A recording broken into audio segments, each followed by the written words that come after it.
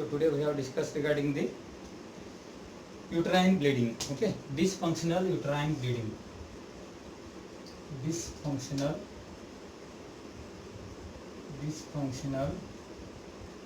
uterine bleeding. Dysfunctional uterine bleeding. Okay, DUB. Dysfunctional uterine bleeding. Okay, so uterine bleeding मतलब क्या होता है? Uterus से एक्सेसिव ब्लीड होता है, तो यूट्रस से ज़्यादा ब्लड लॉस होता रहता है, उसको हमने डिसफंक्शनल यूट्राइन ब्लीडिंग भी बोल सकते हैं. कि डिसफंक्शनल मतलब फंक्शन लेस, मतलब function impaired function. Uterine bleeding मतलब through uterus the continuous blood is loss. Okay, so dysfunctional uterine bleeding defined as excessive or irregular uterine bleeding with the demonstrable cause. Okay, dysfunctional uterine bleeding defined as excessive or irregular uterine bleeding with no demonstration cause. Okay, dysfunctional uterine bleeding क्या होता है? Defined as excessive or irregular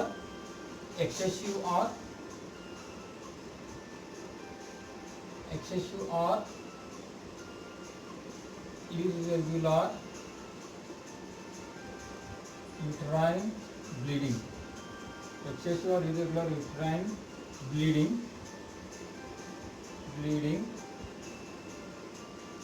with or without demonstrable cause.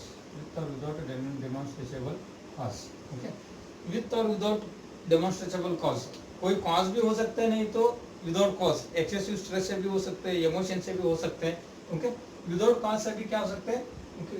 Continuously bleed होने चालू होता है, उसको हमने dysfunctional uterine bleeding बोलते हैं. ओके, सबसे पहला हम डिसफंक्शनल यूट्राइन ब्लीडिंग का डेफिनेशन देखते हैं. It is a excessive or irregular uterine bleeding. Okay, uterine bleeding with or without demonstrable cause. Okay, means sometimes there is a particular causes होता है. फॉर एग्जांपल सर्वाइकल कैंसर होगा, uterine cancer होगा, okay, uterine polyp होगा. इस तरीके से sudden causes भी हो सकते हैं, नहीं तो sometimes there is no cause, the continuous bleeding from the uterus, that is the dysfunctional uterine bleeding बोलते हैं. Okay, it can take many forms. Okay, uterine bleeding मतलब डिसफंक्शनल यूट्राइन ब्लीडिंग मतलब it can take many forms like excessive bleeding, either heavy bleeding or excessive bleeding. Either heavy bleeding or either prolonged bleeding Okay, sometimes excessive bleeding को भी हमने dysfunctional uterine bleeding बोल सकते हैं, नहीं तो prolonged bleeding, continuously बहुत दिन तक bleed होते रहते हैं, उसको भी हमने dysfunctional uterine bleeding भी बोलते हैं. मतलब it is dysfunctional uterine bleeding in any form, either excessive bleeding more than 80 ml, 90 ml, 100 ml और prolonged bleeding, continuously prolonged बहुत दिन तक bleed होते रहते हैं, तो उसको हमने dysfunctional uterine bleeding बोल सकते हैं. ओके, ये हमने डेफिनेशन के बारे में बात किया. dysfunctional uterine bleeding मतलब it is excessive or irregular, okay, continuous bleeding with or without demonstrable cause. This uterine bleeding is in any form, means either prolonged period or excessive or heavy bleeding. Okay, this is the dysfunctional uterine bleeding, और इसको हमने uterine bleeding भी बोलते हैं. Okay, simply uterine bleeding भी बोलते हैं. Okay, next etiological factors for dysfunctional uterine bleeding. Etiological factors.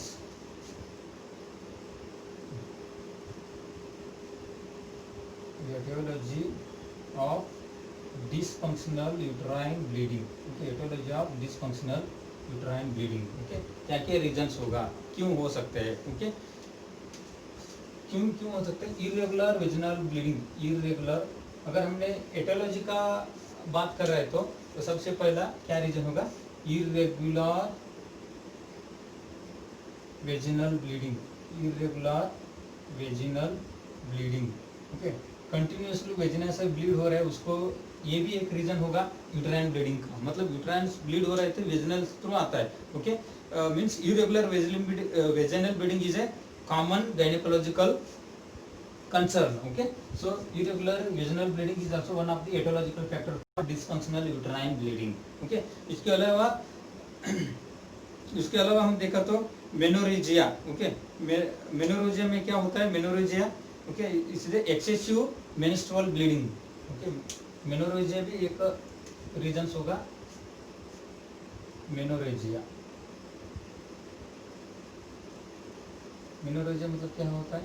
Excessive okay, continuous excessive bleed होता है. Okay, excessive menstrual bleeding. Menstrual bleeding क्या होता है? एक्सेसिव मेंस्ट्रुअल ब्लीडिंग में कल excessive menstrual bleeding. Excessive menstrual bleeding is called menorrhagia. Menorrhagia मतलब excessive more than 80 ml. Okay, more than 80 to 90 ml blood loss during menstruation. एक menstruation में normal 35 to 80 ml blood loss होता है. Okay, अगर 35 से कम हो गया मतलब लेस देन 20 ml हो गए तो ऑलिगोमेनोरिया बोलते हैं हमने, मतलब स्कैंटी ब्लड होता है. सो मोर देन 80 ml हो गया तो menorrhagia. Okay, more than 80 ml. तो menorrhagia is also one of the etiological factor for dysfunctional uterine bleeding. Menorrhagia हो रहा है तो कंटिन्यू क्या हो सकता है? यूटरस से ब्लीड होने का चांसेस होता है, मतलब यूटरस से ब्लीड कंटिन्यू रहते हैं. ओके, सो हमने मेनोरेजिया क्यों ज़्यादा होता है?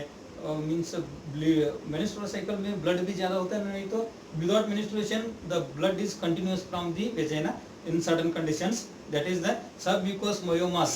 The certain etiological factors और मेनोरेजिया में. मेनोरेजिया मतलब मेंस्ट्रुअल साइकिल में ज़्यादा ब्लड जाना है, मेनोरेजिया बोलते हैं हमने. मेंस्ट्रुएशन के साथ में, मेंस्ट्रुएशन में वही एक चांस होता है ब्लीड होने के यूट्रस को मेंस्ट्रुएशन का time.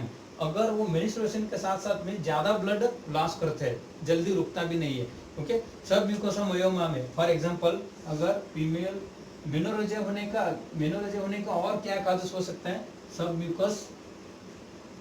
Submucous मयोमास.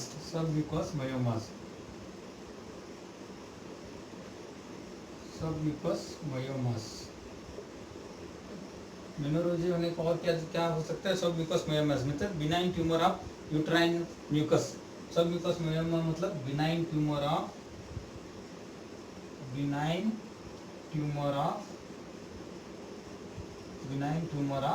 Okay uterine mucus. Uterus में जो म्यूकस होता है, जो यूट्रस म्यूकस में बिनाइन ट्यूमर होता है, क्योंकि बिनाइन मतलब localised mass growth in the mucus of the uterus. So mucus of the uterus that causes the excessive bleed during the menstruation. Okay, during the menstrual blood flow, heavy blood loss through the menstruation, that is the benign tumour of the uterine muscles. This is also one of the, ये एक reason है menorrhagia होने का. Okay, submucous myomas. Okay, next pregnancy complications. Okay, pregnancy complication से भी uterine bleeding होने के chances होता है. प्रेगनेंसी कॉम्प्लिकेशंस प्रेगनेंसी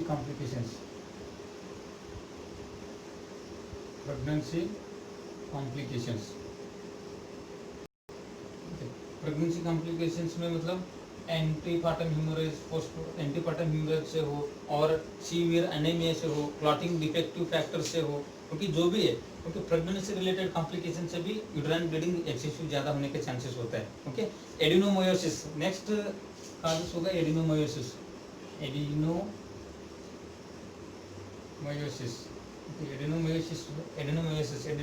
मतलब ओके, एडिनो मीन्स ट्यूमर है. Adenomyosis means inner lining of the uterus, that is the endocardium breaks through the mucus wall of the myometrium. Inner wall of the endometrium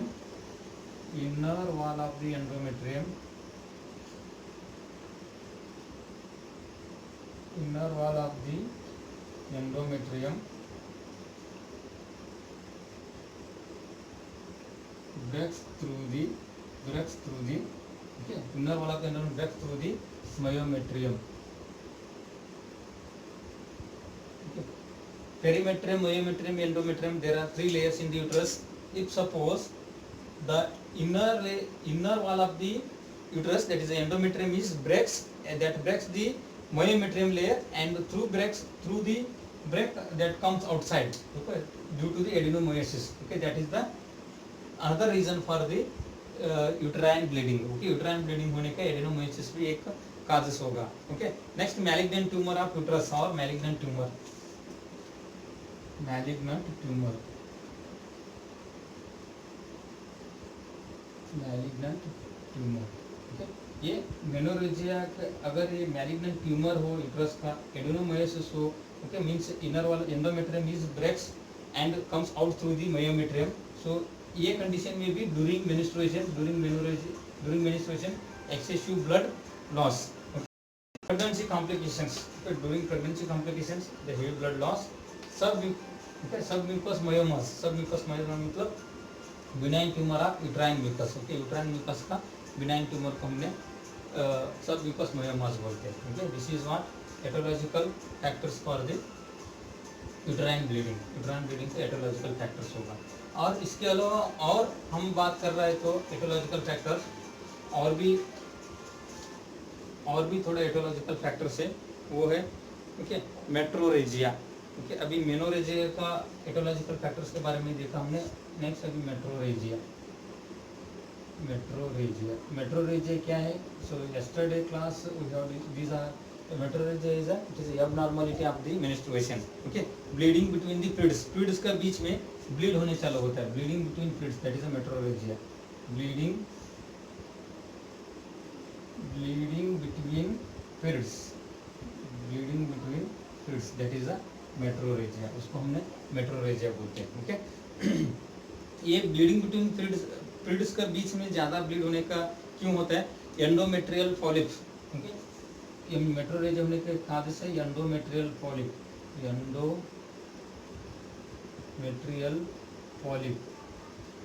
okay, endometrial polyp. Okay, polyp means the nodules formation in the uterus, so that causes the heavy blood loss through the uterus. Okay, cervical cancer में भी हो सकता है, cervical cancer.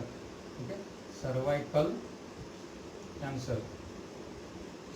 cancer, metrorrhagia, bleeding between the fluids का बीच में, और between the two intervals of menstrual cycle the blood is lost through the uterus due to these causes, endometrial polyp and cervical cancer. Okay, इसके अलावा polymenorrhea is also one of the causes for uterine bleeding. Polymenorrhea क्या होता है? What is polymenorrhea? हमने menstrual abnormality में देखा। Poly means ज्यादा, मेनोरिया मतलब मेंस्ट्रुएशन, ज्यादा menstruation. Okay, means increased frequency of menstruation का फ्रीक्वेंसी ज्यादा होता है, मतलब 1 ईयर में, मतलब 1 ईयर में 12 to 13 होता है, इसमें थोड़ा ज़्यादा ये 15 से ज़्यादा 1 ईयर में मेंस्ट्रुएशन होता है। Okay, increased frequency of menstruation, it is caused by okay only in luteal phase. Okay, only in the shorten luteal phase. Okay, ये क्यों होता है? मतलब बार मेंस्ट्रुएशन होता है। ओके, पॉलीमेनोरिया में मतलब इंक्रीज्ड फ्रीक्वेंसी, मतलब लेस देन 20 डेज और 21 days, less than 21 days, every 21 days के एक बार मेंस्ट्रुएशन होता जाता है। ये भी एक रीजन है डिसफंक्शनल यूट्राइन ब्लीडिंग होने के। क्योंकि ओके, इसमें क्यों ऐसा होता है? Short luteal phase, uterine phase, next luteal phase 14 to 28 days जो होता है वो शॉर्ट होता है, मीन्स 14 डेज लेता नहीं है वो। ओके, ओनली 8 to 10 डेज लेता है, 8 to 10 डेज में मेंस्ट्रुएशन हो जाता है। सो शॉर्ट ल्यूटियल फेज की वजह से क्या होता है? पॉलीमेनोरिया होने के चांसेस होते हैं। So this polymenorrhoea is causes of the dysfunctional uterine bleeding करने का चांसेस है। So these are the aetiological factors. मैंने बोला एटोलॉजिकल फैक्टर्स कौन सा है? सो सबसे पहला मेनोरेजिया में एडेनोमायोसिस, ओके, प्रेगनेंसी कॉम्प्लिकेशन से हो सकता है। एंडोमेट्रियल हाइपरप्लेजिया मतलब एंडोमेट्रियम का सेल्स का नंबर बढ़ता है, हाइपरप्लेजिया, इसकी वजह से भी यूट्राइन ब्लीडिंग ज़्यादा होता है, क्योंकि जितना बढ़ता है उतना शेडअप होता है। ड्यूरिंग मेंस्ट्रुएशन में एंडोमेट्रियल लेवल क्या होता है? शेडअप होता है। Endometrial hyperplasia is also one of the endometrial hyperplasia. Endometrial hyperplasia क्या होता है? Okay, hyperplasia means increase in the number of cells. Okay, जितना नंबर इंक्रीज होता है उतना क्या होता है? एंडोमेट्रियम निकलता है एवरी मेंस्ट्रुएशन में। सो ज़्यादा सेल्स हुए तो ज़्यादा ब्लीड होने के चांसेस होता है। ओके। सो पॉलीमेनोरिया में भी एक काजस है क्योंकि शॉर्टन ल्यूटियल फेज शॉर्टन होता है। एक यूट्राइन फेज 1 to 14 डेज में 1 to 14 डेज यूट्राइन फेज होता है। ओके, यूट्राइन फेज होता है। यूट्राइन फेज नॉर्मल रहता है। 14 to 28 डेज क्या होता है? सो ल्यूटियल फेज होता है। ओके, ये ल्यूटियल फेज शॉर्टन होता है। क्यों? 14 to 21 डेज में ब्लीड होने चालू होता है। So due to the shorten luteal phase the excessive bleed from uterus, that is the causes of uterine bleeding होने के चांसेस होता है। ओके, इरेगुलर ब्लीडिंग में भी caused by dysfunction of the hypothalamic pituitary axis। एक और reason से क्यों हो सकता है? Hypothalamic pituitary ovarian axis, dysfunction of the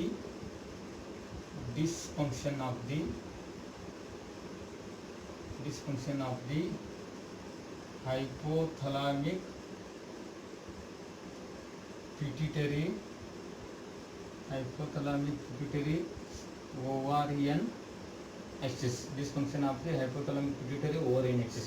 okay, hypothalamus से ओके ये हार्मोन्स, हाइपोथैलेमस पिट्यूटरी ग्लैंड को स्टिमुलेट करता है। Pituitary gland okay follicle stimulating hormone and luteinising hormone release करता है। हाइपोथैलेमस गोनाडोट्रोपिन रिलीजिंग हार्मोन को रिलीज करने के बाद पिट्यूटरी ग्लैंड को स्टिमुलेट करता है। Pituitary gland follicle stimulating hormone and luteinising hormone release करके ओवरी के ऊपर एक्ट करता है। ओवरी के ऊपर क्योंकि ovary then oestrogen and progesterone either ovum release करने में मदद करता है। सो ये डिसफंक्शन हो गया। For example hyper pituitarism, pituitary का एक्टिविटी ओवर है। Hyper पिट्यूटरिज्म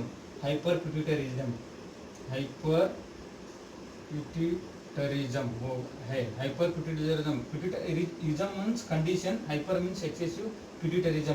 okay, over activity of the pituitary gland over activity होगा तो जो excessive follicle stimulating hormone, excessive luteinizing hormone, excessive follicle stimulating hormone causes the stimulate the ovary to release estrogen and progesterone। The overproduction of the estrogen or progesterone, the heavy bleeding from the vagina or uterus, that is also dysfunction of the hypothalamic pituitary ovarian axis। For example hyperpituitarism से ये हो सकता है dysfunction hypothalamic pituitary ovarian axis। Okay, so इसके अलावा भी देखा तो स्ट्रेस, इमोशनल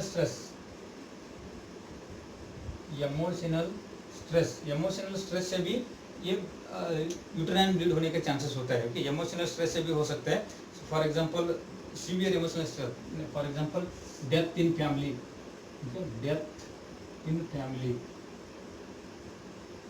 ये सब uterine bleeding, dysfunctional uterine bleeding सब फीमेल में होता है। फीमेल का कंडीशन है सब। ओके, डेथ इन फैमिली में कोई डेथ हो गया, वो स्ट्रेस ज़्यादा हो गए तो स्ट्रेस की वजह से यूट्राइन ब्लीडिंग होने के चांसेस होते हैं। कभी फीमेल में ज़्यादा स्ट्रेस, वर्कलोड भी हो गए तो, फैमिली मैटर भी ज़्यादा कॉन्फ्लिक्ट हो गए तो मेंस्ट्रुएशन में भी वेरिएशन आता है।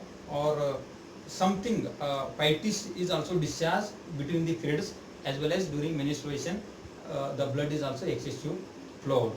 ओके, ज़्यादा होगा तो सर्टेन वाइट मटेरियल भी फ्लो होता है, कभी कभी मेंस्ट्रुएशन भी ज़्यादा फ्लो होता है। ओके, और अनलाइक्ड मैरिज, स्ट्रेस क्यों होता है? Emotional stress like death in family, अनलाइक्ड